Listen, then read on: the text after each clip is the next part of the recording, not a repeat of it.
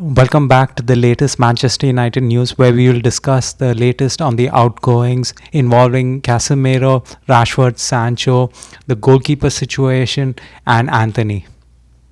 So, what's the latest in the midfielder market for Manchester United?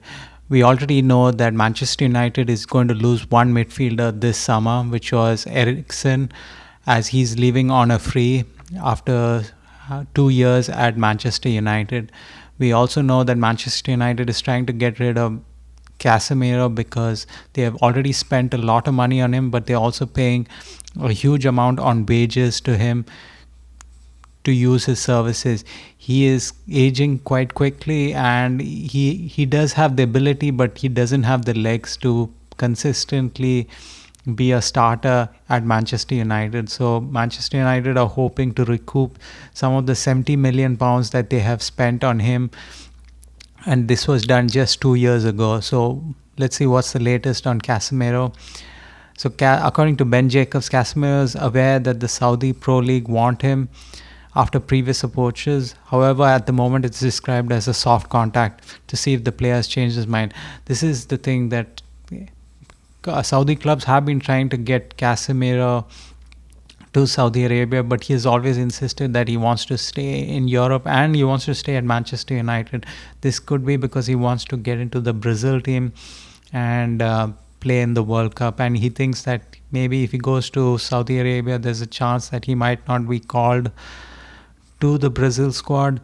Now, all of this depends on what he has heard from Carlo Ancelotti, the newest Brazilian manager. So maybe Carlo Ancelotti is in his ear and he's telling him, hey, you stay at Manchester United and get game time, and then you have a good chance of getting in. But if you go to Saudi, there's possibility that you do not. I just don't see the logic in this thought, because you have Ronaldo already over there and he's in the Portuguese squad. Then you have I forget his name, another Portuguese player, Neves, who is also in the Portuguese squad. So I think this is not a done deal yet. So he might consider it as an option, because who knows if the deal is there forever. So it's something he definitely has to consider. And the reason why this is happening is, as mentioned here by Ben Jacobs, is Al Nassr wants to show ambition, because they know that Cristiano Ronaldo's contract is getting done in about a week or so.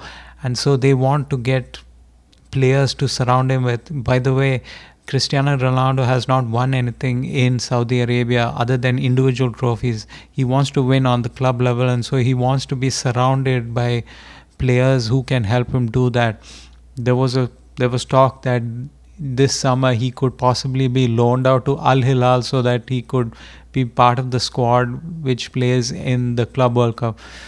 Luckily, he decided not to and decided to stay with Al Nassr, but they definitely need to support him so that he can aim for high honors, as he's probably close to retirement and he would like to not finish his career on a long barren stretch. So obviously, if Casemiro is let go, you are saving a massive amount, about 350k in weekly wages, and so then Manchester United definitely has to go get a midfielder, because now you're two midfielders from the previous season which have gone out the door, so you definitely need one. They did mention Wilfred Ndidi as a low cost option. I just don't see this as a possibility, because first of all, he's 28 years old and he only has a £9 million release clause. If it's just £9 million, and if you really wanted him, you would have gone and got him by now. There wouldn't be so much delay. And if he is a serious consideration, not even a serious, even if he's an average consideration for Manchester United, you wouldn't let him be on the trading block for so long, because there's a chance that you might lose him to another team. So I just don't see this as happening. Plus, I think Manchester United might go the young route, or they might go for an experienced player who's actually good. So Richard Rios was a name that was being mentioned at the midfield position. He's a Colombian midfielder who plays for the Brazilian side Palmeiras. He had a great Copa America last summer, and he's currently playing with Palmeiras at the Club World Cup. I'd made my feelings known about him in yesterday's video, where I didn't see, I just saw him as a more agile Manuel Ugarte rather than a midfielder who would be able to receive the ball and make darting runs through the center of the field. So I would like to see a midfielder in that profile, and I don't think if it's this profile. But despite the rumors that he was linked to Manchester United, this is what Ben Jacobs said. On rumors surrounding Richard Rios, he's fully focused on the Club World Cup. Manchester United has scouted the player, but there's not much to it at the moment. Nottingham Forest are the only Premier League club who have made contact. So it sounds like something that his agent has released to the press to get his name out there, to drum up interest for him. Because, and also it also depends on how much his club is willing to sell him for. So last year he was valued at around £20 million before the Copa America, and after the Copa America, when teams started showing interest, his value went up to about £100 million. That's when a lot of teams just backed away, and I think they have reduced it this summer to about £40 million. But let's see what happens. I just don't see him as a target for Manchester United. I think Manchester United, especially if you're spending £40 million, can go get much better for your money's worth. And then this is finally the latest news on a midfielder that Manchester United is looking at. So this is what Ryan Taylor Sport had to say. Manchester United have held talks with the representatives of Club Brugge midfielder Ardon Jashari, who's valued at £34 million. AC Milan are currently leading the race following an opening bid of £25 to £26 million.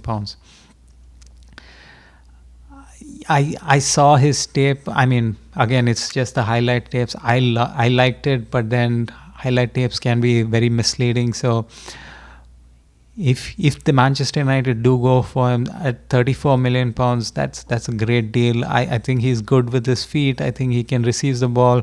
I think his teammates were not hesitant to spread the ball through him, so they were willing to pass it to him.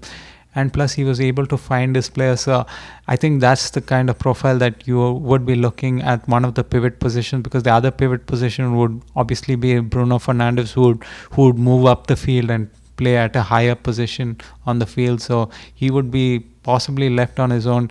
And then you could have him and Kobe Mainu battling it out for that spot. But who knows if this rumor holds any weight. I think this midfielder is a priority position, but I don't think it's as much as a priority as finishing the right 10, which is Brian Mbeumo, then getting a striker, and then possibly going for this midfield position. So I think this might go in for a while. But with AC Milan sniffing around and trying to get him done, I think they are also aware that the longer this goes, the worse their chances are. So they might be trying to get this deal done over the line. Although it depends on Club Brugge. You have to just make it known to Club Brugge if you're really interested that, hey, hold on, we are coming for you, give us some time. But it all depends on what happens. If you like this content, please like and subscribe, as it helps other people find this video. Thank you. So what's the latest on Marcus Rashford?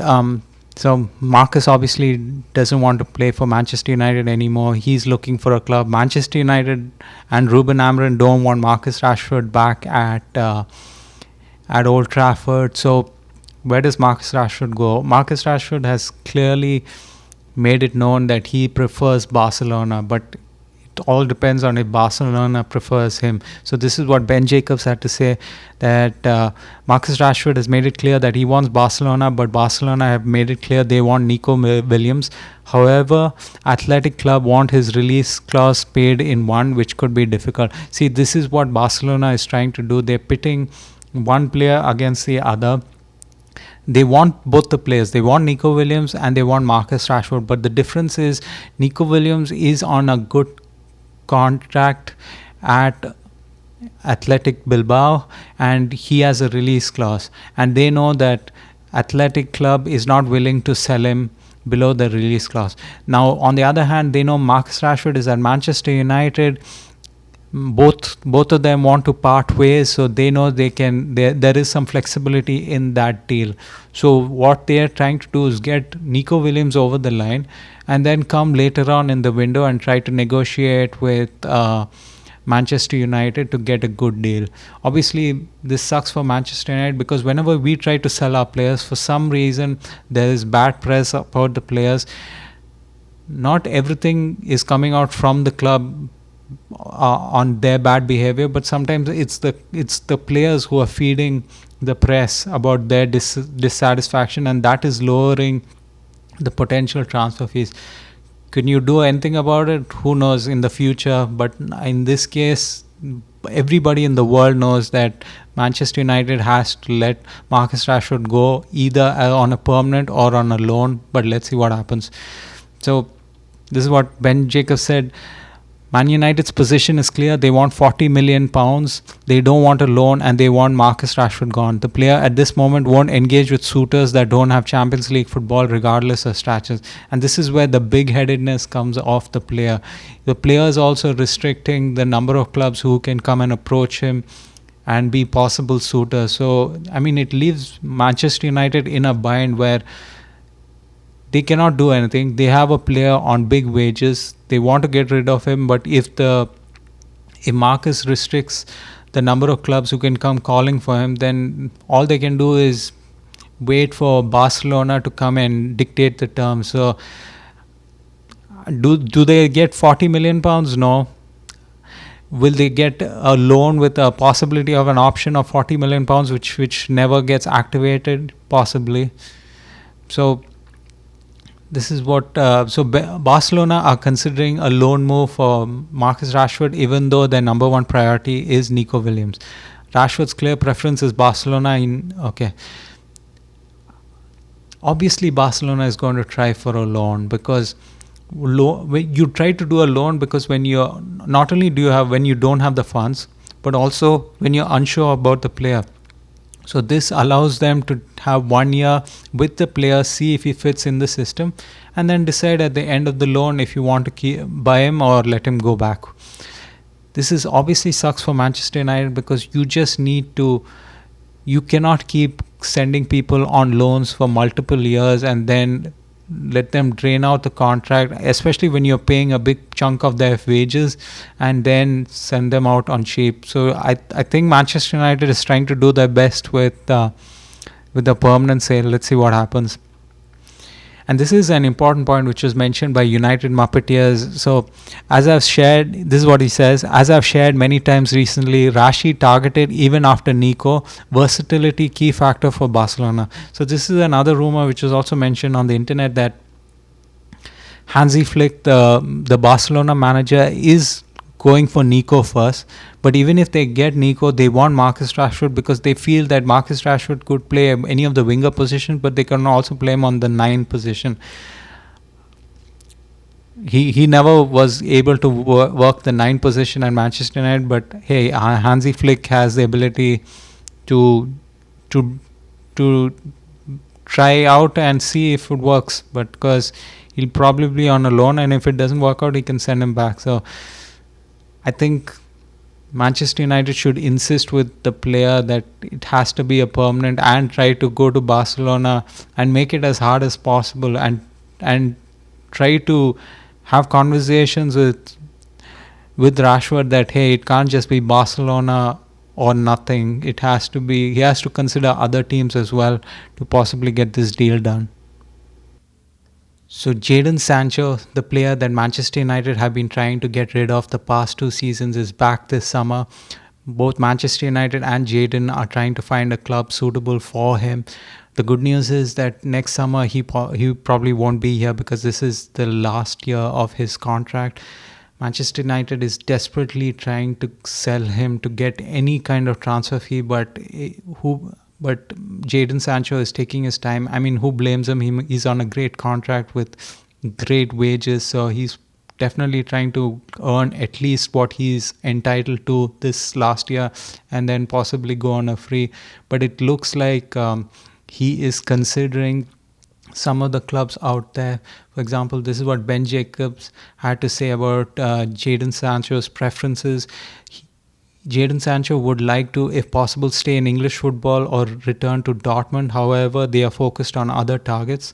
Saudi Pro League interest is also there, with Al Ali and Al Qatsaya showing the most intrigue.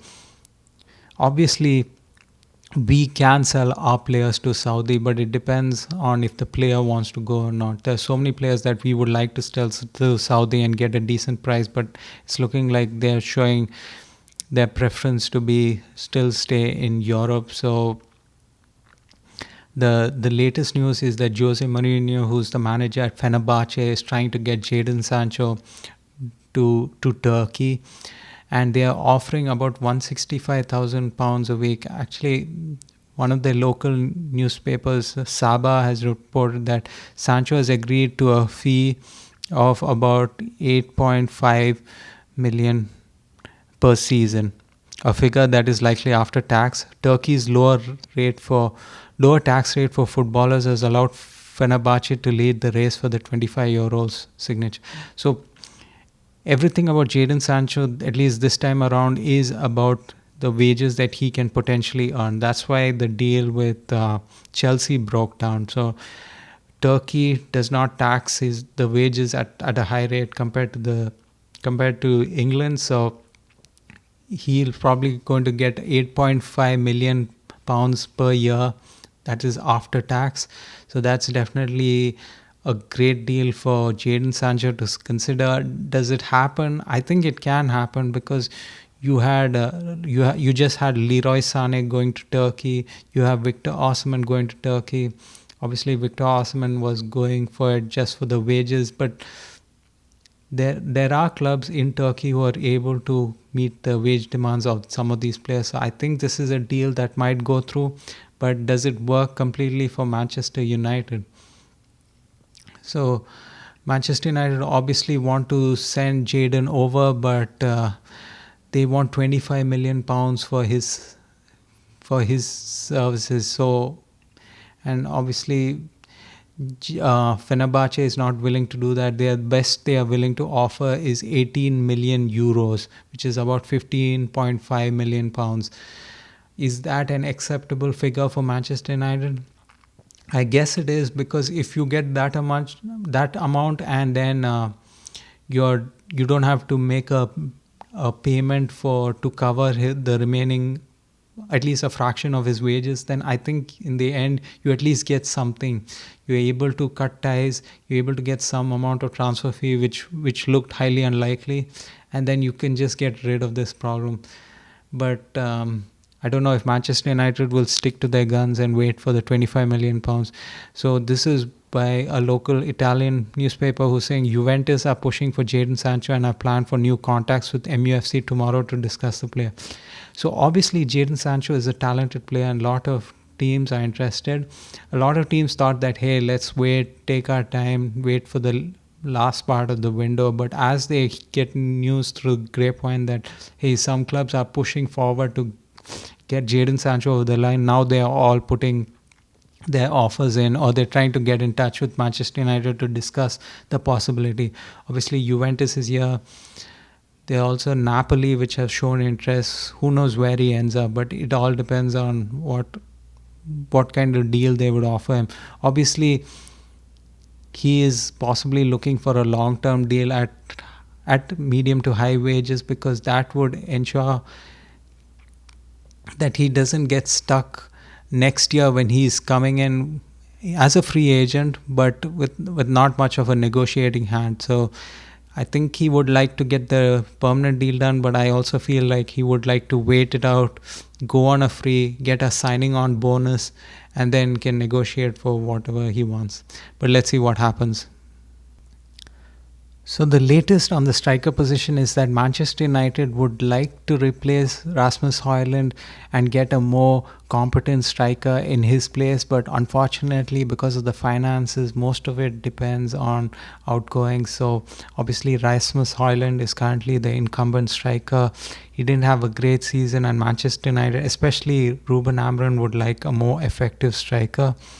But this is what Ben Jacobs has had to say about the possibility of Rasmus Hojlund leaving this summer.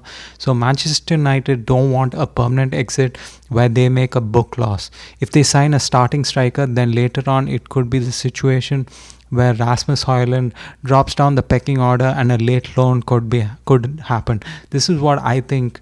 I don't think they have completely given up on Rasmus Hojlund. They would like most youngsters to be backups to a main established player at any position.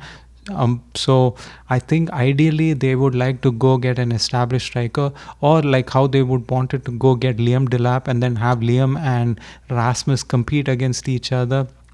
But obviously Liam has gone to Chelsea, so Manchester United will try to go get an established striker and then move Rasmus down the pecking order to backup, or worst case scenario, if Xerxes is the backup, then Rasmus Hojlund gets sent out on loan. I don't think they'll try to sell him on the cheap and try to just get rid of him, because I don't think they have completely given up on him. I think they still think there's a player in there. They just want him to go get experience. So either way, I think he would be on Manchester United's books this year, with the possibility that he stays and with a slight possibility that he leaves on a loan. So, but one of the strikers that Manchester United have been looking for, at least according to the rumors, was Christopher Nkunku, but Ben Jacobs quickly shot that down. He said there's nothing advancing in regarding to Christopher Nkunku and Man United. I mean, this is, whoever put this out, it was just lazy journalism. They are trying to suggest a swap where Alejandro Garnacho goes to Chelsea and Christopher Nkunku comes to Manchester United, just because both players are not decided at their respective clubs.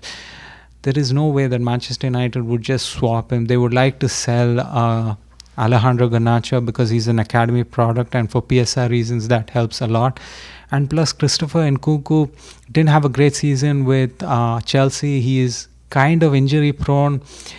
There is a player out in him, but is Manchester United going to take another chance? What if he comes in as your main striker and he's injured again and you're stuck with just Rasmus? So I just didn't see this as a possibility. Does Chelsea even sell him? Yeah, I guess they will probably sell him, because they have Nicholas Jackson and Liam Delap now. So there's a possibility that they sell him, but I just don't see him coming to Manchester United. And this is what Ben Jacobs had to say about Benjamin Sesko. So he said, if Victor Gyökeres joins Arsenal, then Benjamin Sesko to Manchester United cannot be completely discounted. They had prior interest in the player. I don't know about this, because I've never heard any rumors connecting Benjamin Sesko to Manchester United. There have always been Victor Gyökeres to Manchester United because Victor played for Ruben Amorim. Obviously, Victor Gyökeres' preference is Arsenal, and we are just waiting in the background. So I don't know if Manchester United will go for Benjamin Sesko. I think, and plus, with his release clause, which Leipzig is charging, which I believe is around £80 million, I don't think Manchester United would go for that. There's no way, if there's a player, a striker who you haven't had much consideration before, that you decide to go in the last minute for £80 million. I just don't see it. I guess everybody's waiting for Victor Gyökeres, and Arsenal. Meanwhile, Arsenal is just trying to negotiate the fee down. Once they get a particular fee that they are satisfied with, I think they'll go for Benjamin Sesko. And then Victor Gyökeres has to make a decision. Is he going to settle with Manchester United, which does not have European football this year? Or does he spread his wings and look for other clubs out there? I think he might come to Manchester United, but who knows? It's a waiting game. Does even Victor Gyökeres have another preference outside of Arsenal? Maybe other clubs might come in. He might even go to Italy. Who knows? So let's see what happens. I think the striker position there's not much movement, and I don't expect much movement. I think that is mostly a mid-July. I doubt we'll have a striker by the time preseason starts. I think first preseason game is the 19th of July, and the teams are reporting on the 7th of July. I don't think we'll have a striker by then. So let's see what happens. So the goalkeeper situation at Manchester United is interesting. Andre Onana is the current incumbent goalkeeper. He was brought by Ten Hag 2 years ago. Manchester United and Ruben Amorim would like to part ways with Andre Onana, but only at a particular price point. Obviously, Manchester United is trying to sell him to Saudi Arabia, but it depends on if Saudi Arabia shows interest in him. So, but unless they sell him at a decent price, I think Andre Onana is still going to be the number one keeper for next season. So this is what Ben Jacob has to say. Ruben Amorim wants clarity on Andre Onana's status in the squad right away. If Andre Onana walks in the door on 7th July, they will want a number 2 keeper, but if they start going aggressive on keepers and if they find one, they'll likely tell Onana is no longer needed. So if Andre Onana is your number 1 keeper next year, you need a number 2 keeper regardless, because Alte Bayanda he wants another club because he wants playing time. So you need another keeper anyway. I would get another keeper who's competent to challenge Andre Onana for a starting position. Obviously, there's a good chance that he might just be the backup, but get a competent keeper, because Andre Onana is also going to leave for a month or so for the AFCON tournaments in December. So the number 2 keeper will definitely be playing a lot of games. So try to look out for a good number 2 keeper, because I don't know if a number 1 keeper is in the cards. So obviously one of the names being mentioned is Emi Martinez from Aston Villa, and this is what Ben Jacobs had to say. Emi Martinez has absolutely made it clear that he wants to join Manchester United, but the club aren't driving this, as no decision has been made in regards to Andre. There is no way Manchester United can go out there and buy a number 1 keeper, especially at a price similar to what they spend for Andre Onana, because until they sell Andre Onana, there's no way they can do that. So any of the top keepers coming to Manchester United this summer, I don't think it's possible. So I think Emi Martinez is probably in a wait and see mode, because he has already given his preference to stay in Europe and not go to Saudi Arabia. So I think until they decide on Andre Onana, I think the rest of the keepers don't have any chance of coming here, unless it's a good up and coming keeper. Another keeper, I think this has nothing to do from the Manchester United side, it's mostly coming from the player and his agent. So Diogo Costa is one of the keepers that Manchester United tried to assess when Andre Onana was brought in. So he has a release clause, £64 million. Obviously no team is going to go out there and get him for at that price. He is a place for the national team, but right now they are mentioning that he has a £64 million release clause, but Porto is willing to sell him for £51 million.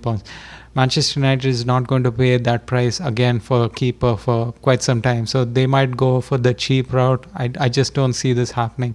I think Diogo Costa will still keep waiting until his price comes down even further. Maybe Chelsea might go in for him, but I think Chelsea has been hurt so much with the Kepa transfer, which is currently the most expensive goalkeeper transfer. So I don't think that they would go in for another high transfer fee goalkeeper. So, but yeah, this goalkeeper is not a priority for Manchester United. If it does happen, it'll probably happen towards the end of July or possibly early August before the season starts. So Anthony is the player that does have a suitor, which is Real Betis. It's just Manchester United and Real Betis cannot agree on a price. The Real Betis is not in a position to pay high transfer fees for players, so everybody is trying to compromise, including the player who's said he's willing to take a reduction in his wages to facilitate the move from Manchester United to Real Betis. Does it happen? It depends on outgoings for Real Betis, and that's exactly what happened today, which is Johnny Cardoso, a player of Real Betis, was just sold for Atletico Madrid for £30 million. Now suddenly Real Betis is flush with cash, so there's a possibility that they might be able to meet Manchester United's asking price or even come close to it. So I think this is a deal that might get done sooner rather than later, because every party to this transaction, all three parties want this deal to be done. It's just that the financial figures are not matching. So I think this can be done really soon. I think Manchester United will be willing to to sell him around 20 to 25 million pounds and just get it done with. Ideally, he's not. There are not been many character issues with Anthony, but it's just not a fit. Then it's not something where you could send him out on loan, help him get better, and then come back and help the team. I think he's a better fit for another team and not at Manchester United.